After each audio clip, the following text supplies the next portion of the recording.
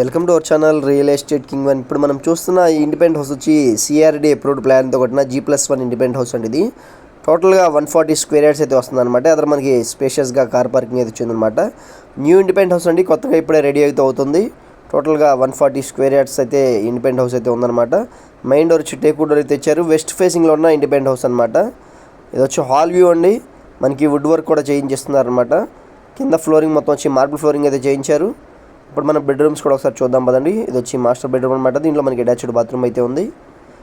ఇప్పుడు మనం second bedroom కూడా చూద్దాం పదండి.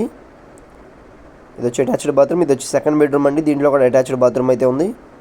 2 బెడ్రూమ్స్లో కూడా 2 బాత్రూమ్స్ అయితే వచ్చినాయి అనమాట.